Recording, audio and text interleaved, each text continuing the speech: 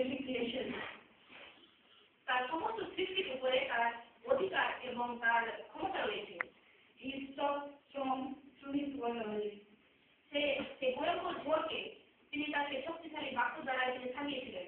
Not only that, he raised Lazarus from death through his word.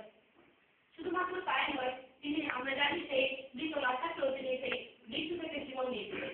Because God's word has creative power. কেননা ঈশ্বরের সেই বাক্যের কার্যকারী শক্তি রয়েছে।